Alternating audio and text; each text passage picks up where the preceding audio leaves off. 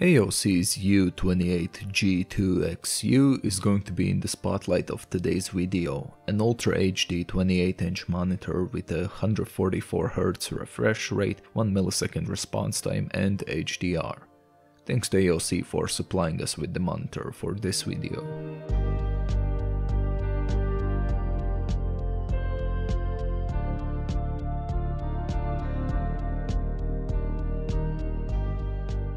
Let's begin by taking a closer look at the interior of the monitor. It has an IPS panel, meaning colors will stay consistent no matter at what angle you're viewing them. The stand has an adjustable height and pivot option, so really you can use this screen in portrait mode if necessary. And the whole bezel has a textured finish on it, ensuring it won't leave any visible fingerprints on it. There's room for two 1.4 DisplayPort and two 2.0 Hdmi connections. There's a built-in USB hub with 4 USB ports, a direct audio output for a 3.5mm headphone jack, and also built-in speakers that you can use natively.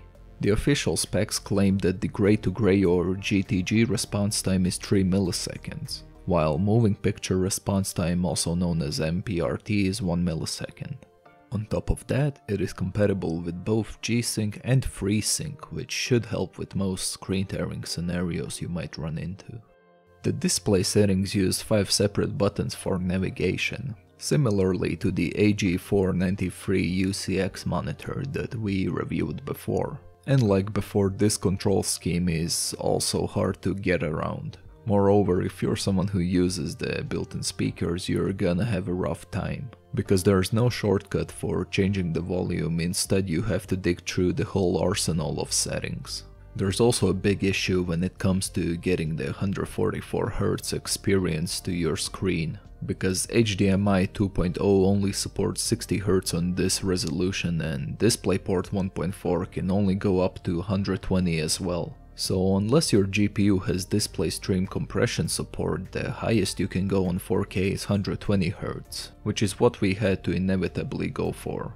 When it comes to display settings, one of the most important things that will impact your overall experience is the overdrive option. Setting it to weak will give some performance boost without introducing noticeable ghosting or artifacting, but going to medium or even strong immediately makes it noticeable even in cleaner looking games like Grid. Now, actually playing on it in 4K with 120Hz refresh rate felt really good, especially when trying slightly older games or something lighter like CSGO, which isn't as heavy on the performance. It didn't feel like a slog and offered great visual clarity. On top of that, the built-in speakers were beefy enough for Battlefield while still having the clear audio that you'd expect when watching a YouTube video. If you're a person who wants to game in 4K with higher refresh rate with crisp colors for movie watching and also hoping to save money on a monitor purchase, then this could be a viable option for you to choose. If not, however, then check out some of our other monitor reviews where you might find something more suited to your needs.